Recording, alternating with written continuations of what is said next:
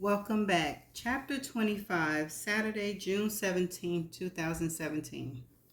The Caribbean air was wet and thick as Sydney walked from the international airport. A line of taxi cabs waited for their turn to zip tourists around the island. The drivers eager to load suitcases in the trunks and graciously accept tips from excited Americans and Brits overly gratuitous at the start of their vacation. Bringing these tourists back to the airport was never fruitful as shuffling them to their resort. Spirits were high and wallets loose at the dawn of their journey, quite the opposite by week's end. So it was a strange expression the cabbie offered when he stepped from his car to find Sydney with nothing but a small rolling suitcase instead of stacks of luggage. That she was alone was another oddity, and her request to be taken to the correction facility was most peculiar of all. But, the cabbie thought as he climbed behind the wheel, a fare is a fare. It took 40 minutes to reach Dennery, and it was the first time he dropped an American at the prison. The, the cab crested a hill, and the clearing came into view, where the white rectangle building stood within a perimeter of fence. The driver pulled down through the visitor's gate and into the parking lot. I'll be an hour and a half at the most, the American woman said. I'll pay you to wait for me. They settled on a fare. She offered half, delivering the American dollars over the seat. I'll give you the other half when I get back, plus the toll back to the airport. Actually, Charlie's Inn. Do you know it? Yeah, man, no problem. The driver watched her walk to the prison entrance, where the guard waited for her. Once she was inside, he pulled the car into a parking spot, shut off the engine, and took a nap. Her father and Marshall had visited 3 weeks earlier, so Grace was surprised to hear she had another visitor so soon.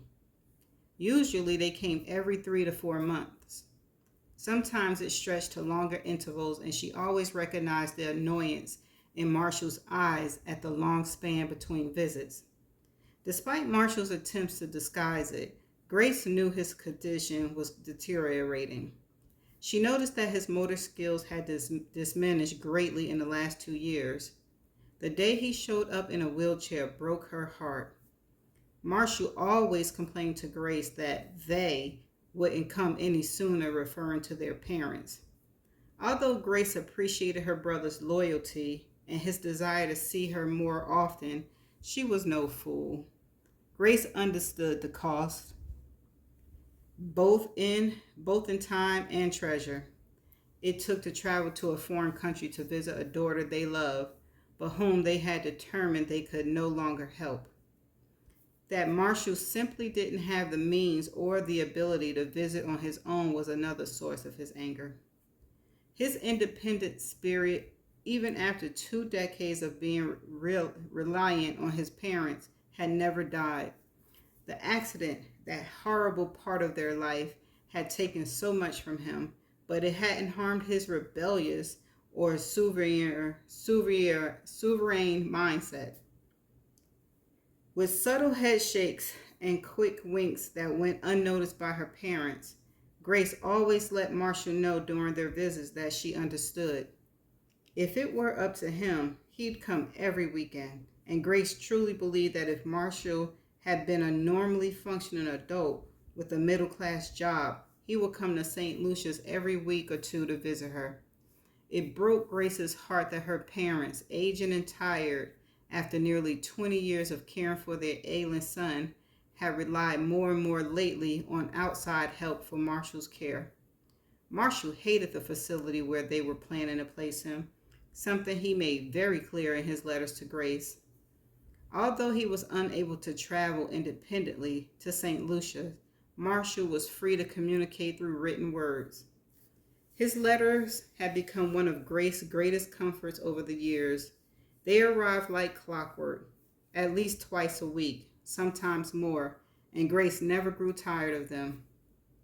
In those folded pages, Marshall kept her abreast of what was happening at home, his crumbling relationship with their parents, their growing impatience with his condition. That was the word that the Sabols used when discussing Marshall with doctors and therapists.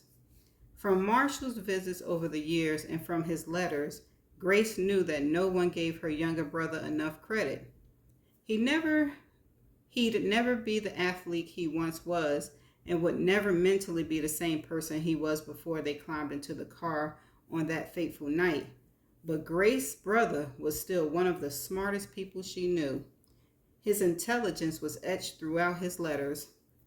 Despite the short span between visits, her stomach still fluttered with excitement to see him. She followed the guard into the visitation room and sat at the table. The guards closed the door and Grace waited in silence while the screening process took place outside. She looked up when the door opened moments later. Sydney Ryan walked into the room.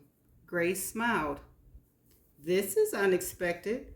I thought we were scheduled to talk on the phone this Tuesday." "Hi, Grace," Sydney said as she sat in the chair opposite her. "Sorry to show up unannounced. This couldn't wait." "What is it?" "When I sat across from you last time, I told you I wasn't sure what I believed. Today, I think I do. I met with a forensic pathologist back in the States who refute the claims that the paddleboard oar caused Julian's head injury.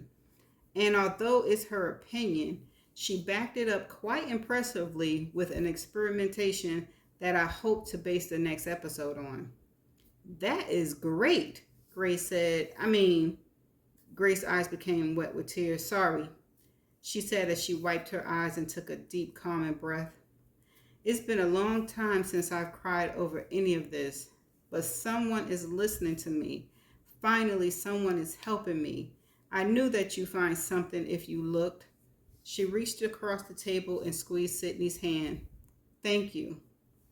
Sydney nodded. "Listen, Grace, this thing with the oar, it was really impressive what Dr. Cuddy was able to show. It'll make an explosive episode, but I still need to disprove key aspects of your conviction." Grace lifted her chin. "Okay." "Julian's blood. It's a problem. It was discovered in the sink of your cottage bathroom." Grace smiled. "So I've been told." "I know you don't have access to the internet, but for each site that supports you and tries to raise money for you, there's another site or message board that talks about how guilty you are. And a lot of what they talk about is the fact that Julian's blood was all over your room." "I've seen the websites. Marshall sends me that stuff, prints out all the web pages and bundles them together so I can read them." Grace smiled. Grizzly Grace Sabo, dripping with blood like Carrie White in Chamberlain, Maine. To the public, it was like popcorn, devoured kernel by kernel while being fully entertained. To me, sitting in that courtroom and listening to it all during my trial, it was preposterous. And therein lies the problem with our, and by that I mean the world's, justice system. We are allowed to simply defend ourselves against absurd allegations, but the dirty little secret is that if the prosecution wants to convict somebody badly enough, all they have to do is make the most farcical accusation they can think of, make many of them, and make them often enough to sway the jury. The blood was not found all over my room. It was found in the bathroom. "Okay," Sydney said, "but the fact that any of Julian's blood was in your room is a sticking point for your critics." "And for you?" Sydney shrugged. "It confuses me. And if it confuses me, it will confuse the audience. Julian's blood is a problem, Grace. His blood in the bathroom, his blood in the sink, and his blood on the oar. And another problem is the bleach that was used to hide it. So I can credibly show that the oar wasn't used to kill Julian, but I need you to help me with the rest." "It wasn't bleach." Sydney squinted her eyes. "What they found in my bathroom, it wasn't bleach." Sydney raised her eyebrow.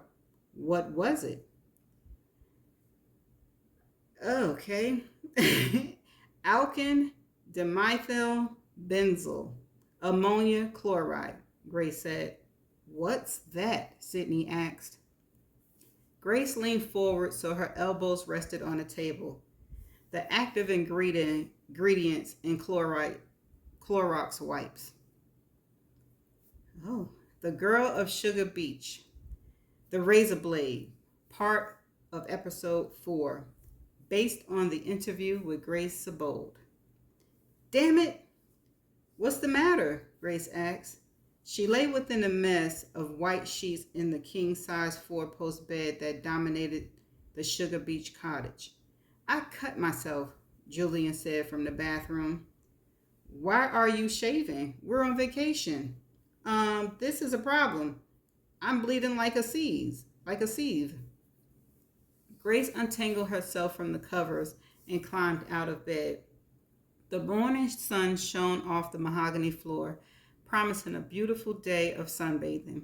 Let me see, she said as she walked into the bathroom. Wow, what the hell did you do? Droplets of red blood freckled the white countertops and sink. Another impressive collection had formed on the tile floor. Red-stained tissues were piled near the trash can. It's all the goddamn rum, Julian said. My problem, prothrobian, I'm going to highlight that word because I don't know if I'm saying it right. Hold on, y'all. Prothrombian time is probably 5 minutes. And you've been taking ibuprofen for your back? Your platelets are worthless. Grace nodded at Julian in the mirror. They both started laughing. We're such nerds, he said. Here. Grace grabbed the washcloth from the wall and pressed it to Julian's chin. She kissed his lips. Now go elevate it or something. It's my chin. How am I supposed to elevate it? She looked at him with a snarky expression. Just get out of the bathroom so I can clean this up. It's like a massacre in here. Julian walked through the main room and opened the patio doors.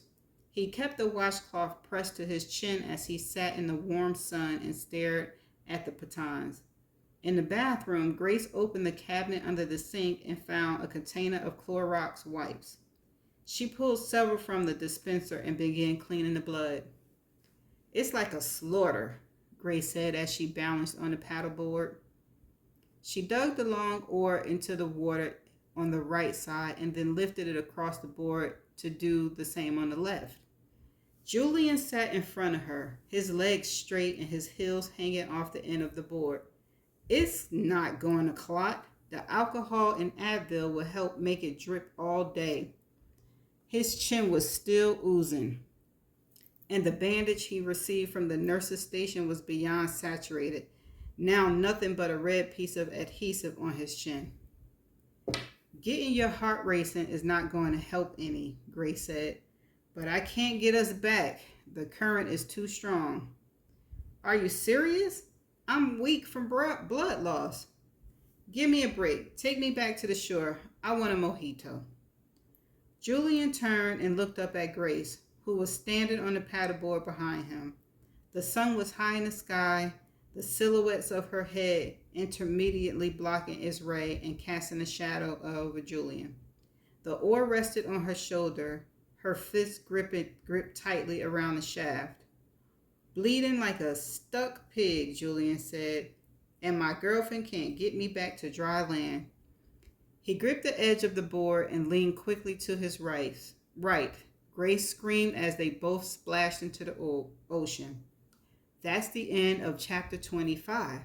Okay, so we now know how the blood got into the sink. We now know that it wasn't bleach. And we now know how her fingerprints got on that oar. She was using it early in the day when she was chilling with Julian. Okay.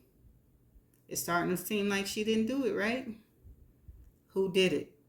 Okay. It's not much of that chapter that I have an opinion about, but we did learn some things in it. There was one word I was stumbling over. I'm not sure if I pronounced it correctly. So stay tuned for the definition video. Okay, welcome back to the definition video. The word is spelled Prothrombian. Thrombin. And this is how it is pronounced. Prothrombin. I know I didn't say that. Prothrombin. Prothrombin.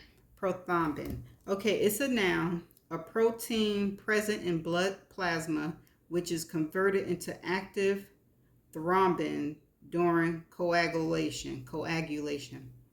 Okay, let me see one more time. Prothrombin. Prothrombin. Okay, let me go back to the book and read the sentence. It's all the goddamn rum, Julian said. My prothrombin time is probably 5 minutes.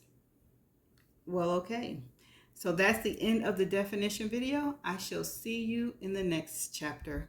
Bye.